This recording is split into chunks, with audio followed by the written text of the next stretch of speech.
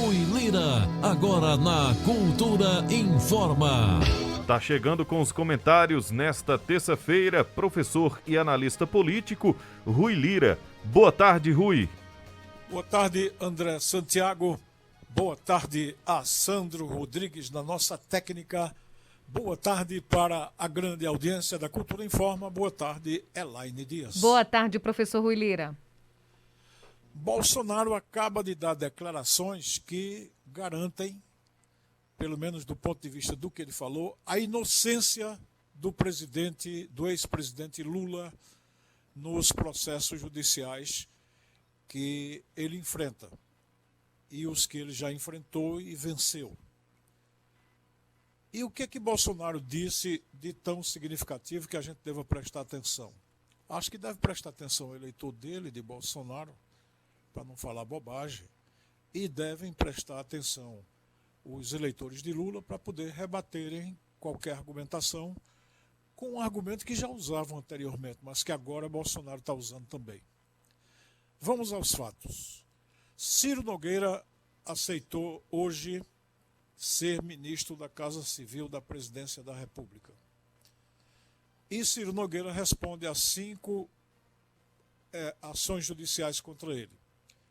3 processos e 2 inquéritos que estão rolando.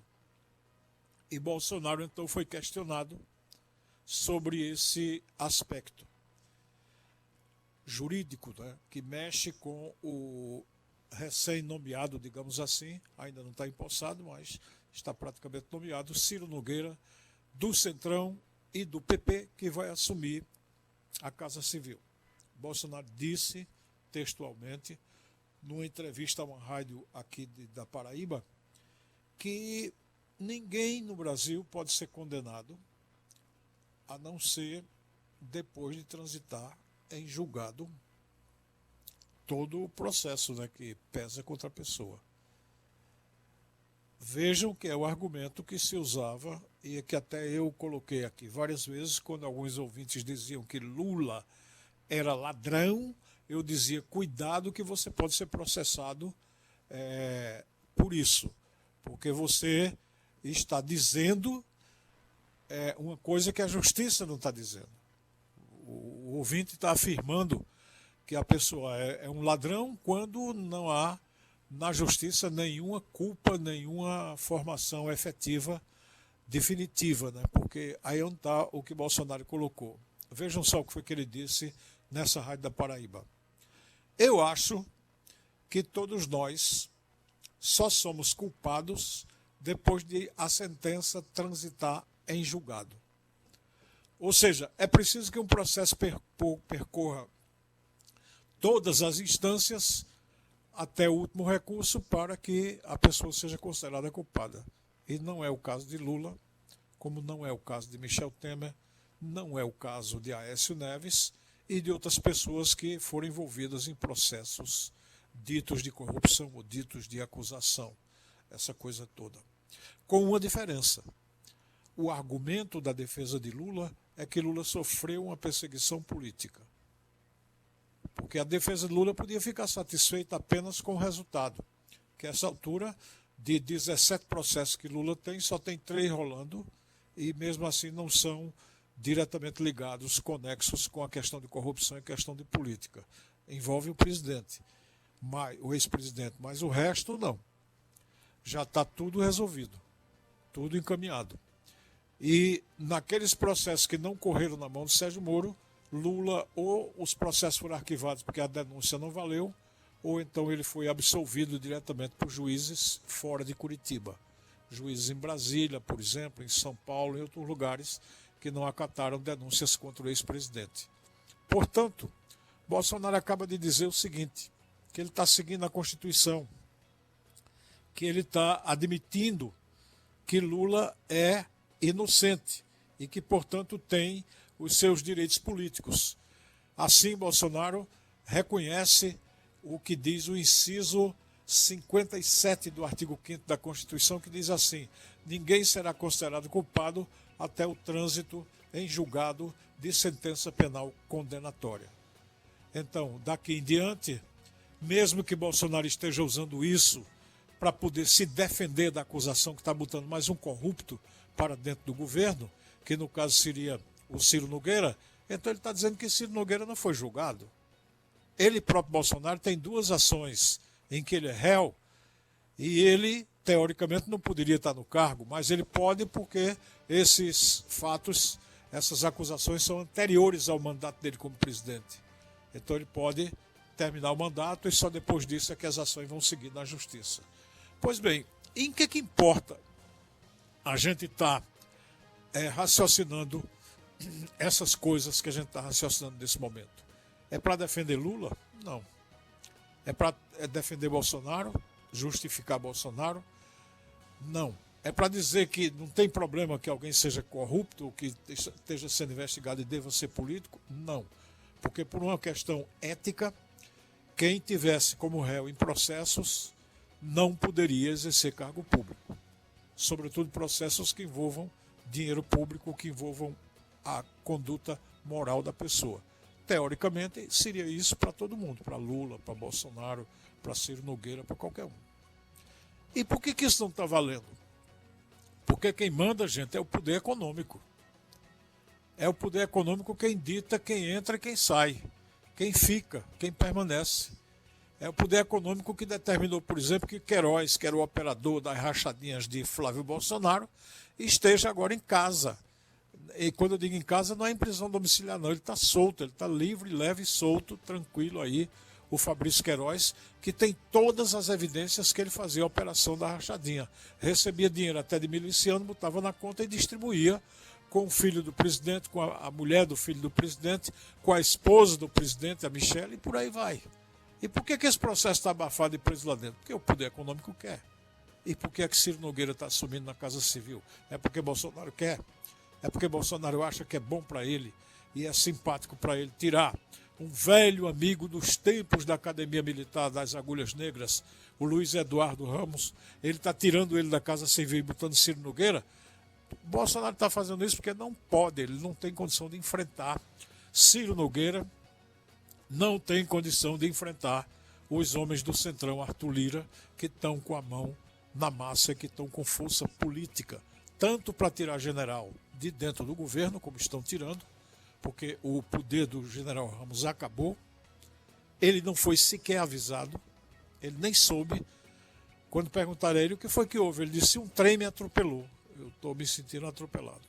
Então, se o poder econômico é quem manda, é o dinheiro quem manda, a gente já sabe que o dinheiro não tem moral, o dinheiro não tem ética, o dinheiro quer poder.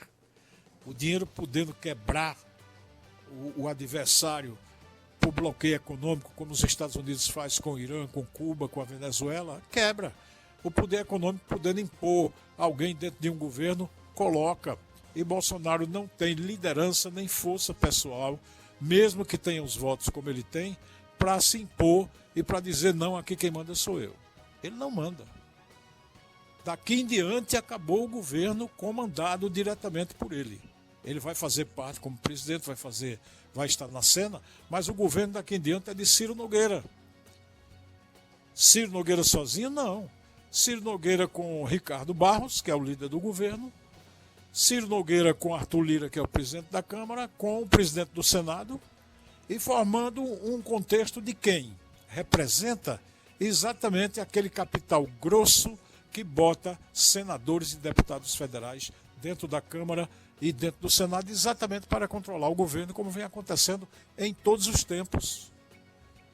Ninguém teve folga nesse aspecto, nem Fernando Henrique, nem Fernando Collor, que foi derrubado pelo Centrão da época, nem tampouco Lula, nem Dilma, nem Michel Temer.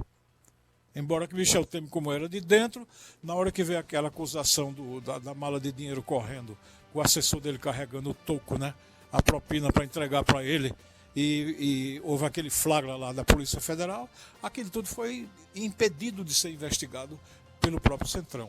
O Centrão que agora está dando as cartas no governo Bolsonaro. Por quê? Porque ele está representando o poder econômico. Ciro Nogueira, Ricardo Barros, cada um representa uma área. Querem um exemplo? Bolsonaro acaba de vetar, que os planos de saúde entreguem remédio para as pessoas com câncer, remédios que sejam prescritos com aval seja um remédio reconhecido pela Anvisa. Bolsonaro vetou isso, alegando lá umas conversas mole que mexe com a credibilidade disso, daquilo outro, com as instituições, conversa mole. E nem quimioterapia, nem radioterapia para as pessoas que têm câncer que estão sendo tratadas em casa. E por que Bolsonaro fez isso? Porque ele está justamente a serviço do poder econômico, como Guedes está a serviço do poder econômico.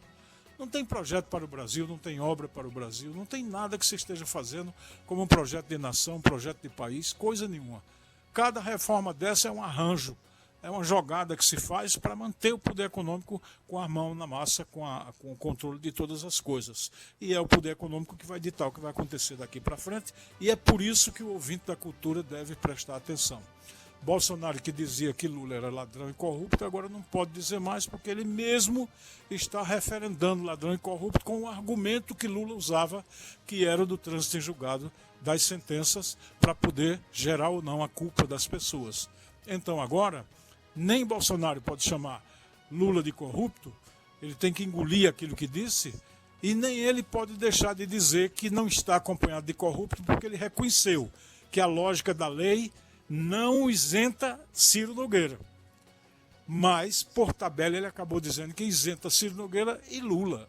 Vejam que o tamanho da contradição em que ele está metido.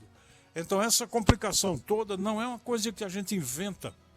Não é uma coisa que a gente cria, quer falar mal do presidente, quer falar mal de Bolsonaro, como se a gente não pudesse falar mal de alguém.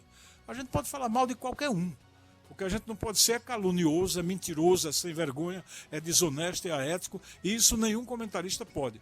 Mas falar aquilo que alguém acha que é mal ou que acha que é bem, isso é um julgamento subjetivo. Mas esse é o fato. Isso que eu acabo de falar são fatos. Aquilo que a gente está dizendo aqui são fatos. Então, a dupla moral, essa coisa de falar da honestidade dos outros quando lhe interessa e esconder sua própria desonestidade, mentir o tempo todo, então isso é a regra, é a lógica do próprio presidente da República quando ele se declarou e assumiu. Ele disse, eu sou do Centrão. E isso é o que cabe à reflexão do ouvinte da Cultura Informa. Opinião é na Cultura. Primeiro lugar em audiência, do jeito que você gosta. Você está ouvindo a Cultura Informa, o jornal do nosso rádio. Agora 1h mais 45 minutos. Faltam 15 minutos para as 14h. O ouvinte pode perguntar ao professor Rui Lira pelo Facebook, o WhatsApp e tem ainda o nosso canal no YouTube. Walter Cinegrafista diz assim, Rui, eu pesquisei no Jus Brasil e site da Justiça. Bolsonaro hoje responde a 220 processos, todos parados por causa do foro privilegiado. Eu vi 220. Ele disse 220, isso. Ele escreveu 220. Eu acho que é bom olhar melhor. Eu vi 2 na coluna de Reinaldo Azevedo. Bom, mas importa isso, né, Walter? O que você está colocando como informação tem um núcleo dessa informação miolo que é válido. É que o presidente da República também está sendo processado. Agora, não necessariamente por corrupção. Aí está o detalhe, né? Porque muitos eleitores se pegam nesse ponto como se honestidade pessoal não fosse uma obrigação do presidente. Daqui a pouco a gente vai criar uma lei nova, né? Uma lei para dizer, não, sendo corrupto pode. Porque sendo honesto por obrigação, a gente tem que dizer, isso é uma qualidade. Ora, isso não é qualidade, não é virtude. Honestidade é a obrigação de quem é detentor de cargo público. Mas a observação de volta faz todo sentido. Agripino Coelho, professor Rui, José Disseu, que foi condenado pelo STF à última instância, pode ser chamado de ladrão? Lula dizia que Zé Disseu era o capitão do time. É verdade. O Zé Disseu, assim como o Zé Genuíno e como outras pessoas foram condenadas no Brasil naquela onda do mensalão, agora o mensalão é um capítulo que a gente tem que olhar. Por exemplo, o mensalão, nos seus processos, não evidenciou que Zé Disseu tinha nenhuma condenação por ter pegado em dinheiro. Ele acabou sendo condenado por uma história de uma teoria chamada do domínio do fato, que significava o seguinte, se ele era o segundo na hierarquia do governo, Lula era o primeiro, então ele era obrigado, por esse tipo de raciocínio que foi feito, ele devia saber o que estava acontecendo, então ele participava do rolo, participava do roubo. Ele foi condenado dessa forma, condenado injustamente. E por falar em condenação injusta, a gente tem certeza hoje que Lula foi condenado injustamente, porque quem está dizendo isso é o Supremo Tribunal Federal. Em que ponto? No ponto que considerou Moro suspeito. Então Moro é que devia estar na cadeia hoje. Quem devia estar na cadeia é quem bota os outros na cadeia injustamente. E não quem foi condenado injustamente, como Zé Disseu foi condenado injustamente, está sendo acusado de ladrão, como está sendo acusado agora, pelo ouvinte. Mas aí o ouvinte tem um ponto de apego, né? Que é o fato de ter havido a condenação de Zé Disseu, como houve a me parece, professor Luizinho e outros que estavam naquele processo do mensalão. Só que todo o processo do mensalão é tão sujo do ponto de vista jurídico quanto é sujo o Sérgio Moro na sua atuação como juiz em Curitiba. E por que é sujo? Porque o pressuposto de que parte toda a história do mensalão é de que houve uso de dinheiro público do Banco do Brasil através de um jogo que envolveu um petista chamado Pisolato, que era um diretor do banco e que era petista. E ficou provado, e está provado, que nunca houve dinheiro público, porque o dinheiro envolvido na história era da Visa, e mesmo assim esse dinheiro foi usado corretamente, ao contrário do que fez Joaquim Barbosa. Aí o que é que Joaquim Barbosa conseguiu fazer junto com a Justiça naquela época? Que podia tudo, como pôde até Sérgio Moro, até ser desmascarado aí pelo trabalho de denúncias, inclusive do hacker, né? O que foi que aconteceu ali no mensalão? O que aconteceu é que, depois de tudo colocado, o Joaquim Barbosa tinha inventado um inquérito secreto, que até hoje está secreto, para colocar as informações em contrário que tinham sido feitas.